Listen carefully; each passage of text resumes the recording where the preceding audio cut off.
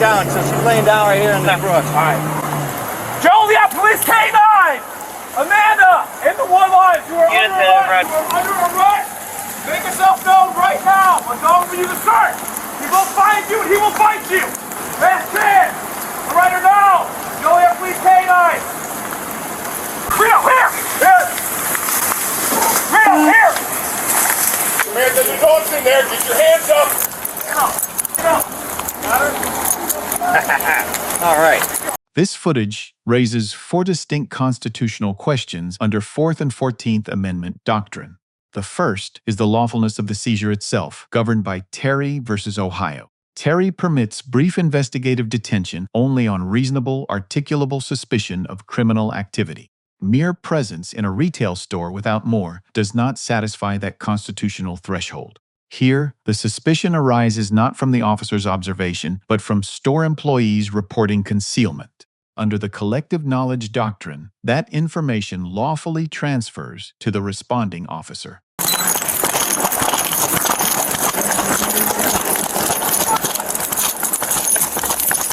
Where are you going? Stop! You're under arrest! Well, it's funny, I'm out with a female at the Walgreens. No, please. Please. Stop her now. Please, let me go. Stop resisting. Please let me go. Under arrest please. now. Please let me go. Oh, you're under arrest. Please let go of my hand. Oh, stop. Please. You are Please under let arrest. me go. Please let go of my hand. Please let go of my hand. Stop right now. You're resisting. Please let go of my hand. I'm not letting Please you let go of my hand. Please. Stop. You grab me. Please let go of You're me. going to jail. Please. You got nowhere to go back here.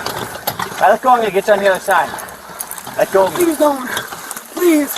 My backup's coming, and you're going to get tased. Please don't. Stop right now! Please. Okay. All right. Stop! Okay. Hands up now! Hands up, you're under arrest! You understand me? Can't put my other hand up. Don't put your hand up! Flight then triggers Illinois versus Wardlow, decided by the Supreme Court in 2000. Wardlow held that unprovoked flight in a high-crime area can supply reasonable suspicion. The officer articulates this doctrine on camera, demonstrating contemporaneous legal awareness. The second question concerns the moment of seizure under California versus Hodari D. Hodari D holds that a seizure by show of authority is not complete until the suspect submits. Until physical apprehension in the brush, the subject remained legally a fleeing suspect. That distinction governs which force standard applies and at what point in the encounter. Oh.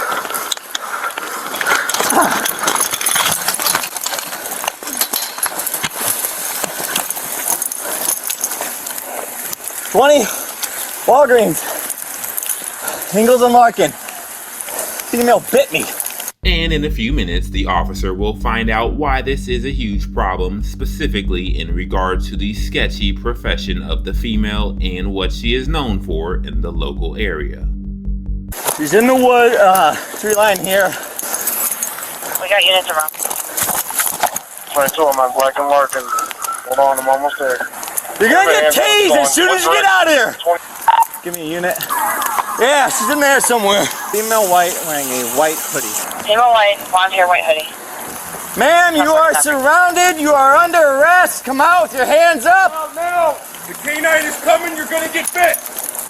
You better sound off right now. Get your hands up. Come on out. I hear you. Hands up. You lost. You just made matters worse for yourself. Come on out. She's definitely in it. She didn't jump out. She wouldn't be able to jump out that fast. 1602, That's where she jumped over, right there to your left. And she dunked down over here. Swing of the unit to the north side of the building. She dropped her purse. Probably has the merchandise in it, maybe an ID. You are under arrest. Come out with your hands up before you make it worse for yourself. The third question is the use of force analysis under Graham versus Connor, 1989. Graham requires objective reasonableness measured by 3 factors balanced together. First, the severity of the offense, here misdemeanor retail theft, elevated by an alleged battery. Second, immediate threat. The subject was condition unknown after active resistance. third, active resistance or flight unambiguously present throughout the encounter.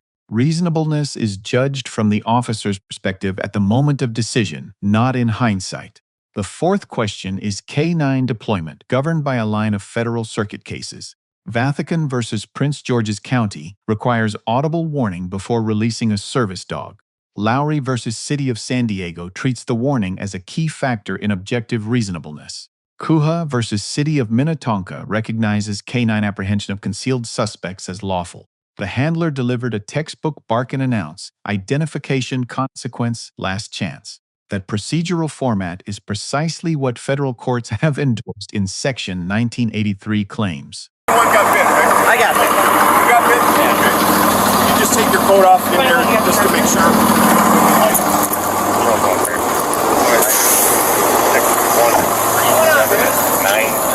Crazy lady bit me. Yeah. No way. Comes back to Samantha Bravado. Out of Crystal. No, where'd you? Oh, there. Hey, Samantha, she should be 99. She didn't break through her skin at all. Right here. Okay. Got the 2 marks Yeah, she there. should be 99 in the county. Yeah. She didn't even really break skin. Sarge said she's a 25 up to prostitute. 23. So West just Ridge. Oh, come on. That's what he said. So the big thing is just make East sure side you of the clean it. fence. She didn't break the skin, side of which the is a building. good thing. little bit of blood, but I would say, yeah, because that's disinfectant, so that would be your best shot right now, just to keep it clean, try and kill it. And then, yeah, the big thing is just, wash it, man. they thought she was stealing. I was talking to them inside about some other case, and she just slides out, starts running. I'm like, well, that's good enough for me. Yeah. Just chased her, jumped over there. So she's hiding out there somewhere? Yeah, she's in the freaking Wow. You saw her jump this fence? She jumped right over here. I held on to her as long as I could, so she. Then she went, tried to get to the other side. I ran around. She never made it. And she tried to crawl and duck down, so she's laying down right here in the brook. All right. Joliet Police K-9! Amanda! In the war lines! You are under arrest! You are under arrest! Make yourself known right now! We're going for you to search! He will find you and he will fight you! Last chance! Surrender now! Joliet Police K-9! Real, here! Here! Real, here! Samantha, the dog's in there. Get your hands up. Get up! Get up! Got her? All right. Good job, guys. Before I go, I know I'm going to like, I have to go to the hospital. Get on your toes. Get on your feet. Is she already crying for an ambulance? Yes. Yeah. 14 tonight, social back. Stand up. There's a bunch of stuff in her bag.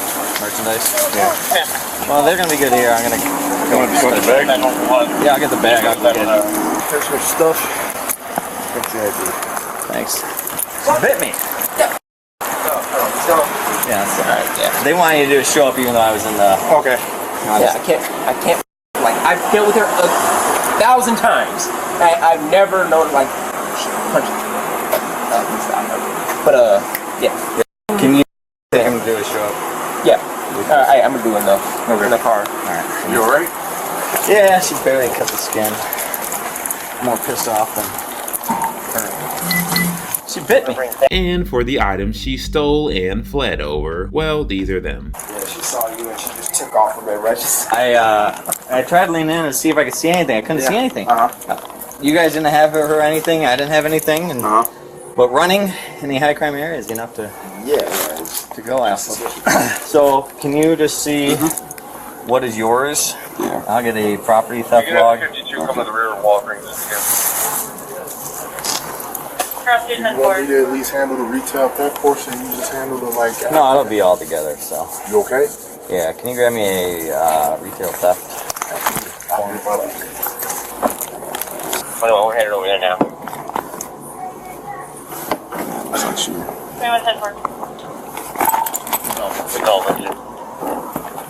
What's up, Hannah? You good? Yeah, I want to see. barely broke the skin. Yeah, you probably gotta look. Still gotta look at it. Dirty. They looked at it and said just clean it up and that's all I need. Okay. And then they documented for whatever on a report. Just All right. As long as you're good with that, now we can get you some swing up there. Okay. I'll try to see that shot. They clean it up for you? Yeah, we put some antibacterial stuff. Yeah. What was she stealing? Was that the problem? Yeah. So I came in here to talk about a different case.